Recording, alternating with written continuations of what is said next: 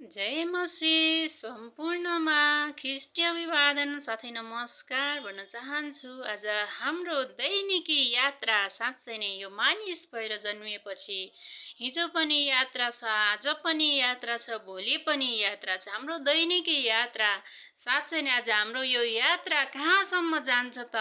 आखिर हामीले विचार गर्ने पर्ने कुराहरू छ कि हामी आज कुन बाटोमा हिँडिरहेका छौँ, कि हामी फराकिलो बाटोमा छौँ कि आज हामी होइन आज परमेश्वरको बाटोमा छौँ। हामी आज दुई बाटो हाम्रो जीवनमा छ। एउटा फराकिलो बाटोले मुक्तिमा पुर्याउँछ भने अर्को एउटा संसारिक बाटोले चाहिँ हामीलाई नर्कमा पुर्याउँछ। यसकारण हामी कुन बाटोमा छौँ भनेर एउटा सानो भजनमा हजुरको सामु गाउनेछु। हस् त, धन्यवाद। कहाँसम्म जाने यात्री हो, मुक्तिको बाटो खोजेर।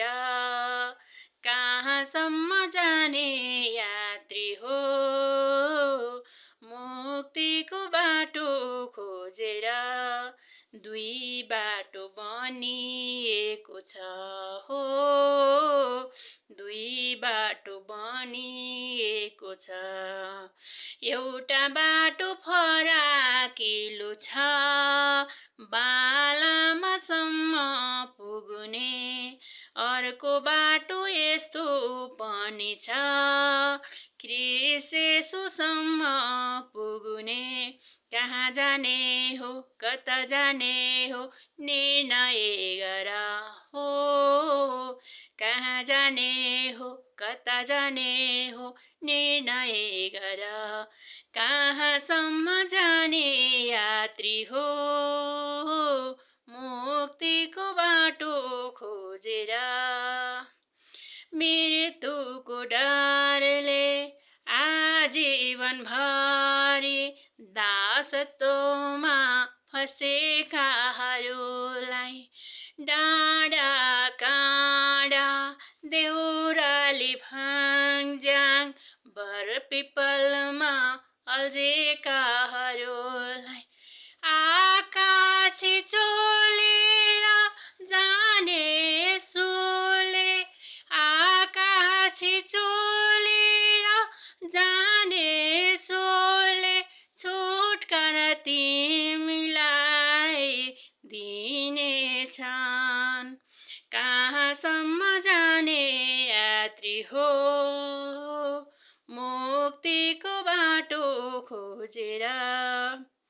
विरहमा जल्ने मानवलाई हर पल सताउने गर्दछ। धरती लोकमा बिन्ती सुन्ने एक उद्धारकर्ता छ। स्वर्गलोकमा उनको राज्य छ, स्वर्गलोकमा उनको राज्य छ। येशूमा मात्र प्रवेश छ।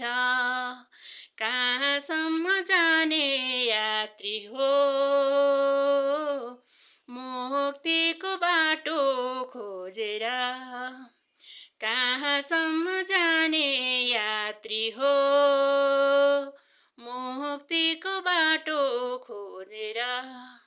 दुई बाटो बनिएको छ हो, दुई बाटो बनिएको छ। एउटा बाटो फराकिलो छ, बालामासम्म पुग्ने। अर्को बाटो यस्तो पनि छ, ख्रिस्टसम्म पुग्ने। कहाँ जाने हो, कता जाने हो, निर्णय गर। कहाँ जाने हो, कता जाने हो, निर्णय गर। कहाँसम्म जाने यात्री हो, मुक्तिको बाटो खोजेर।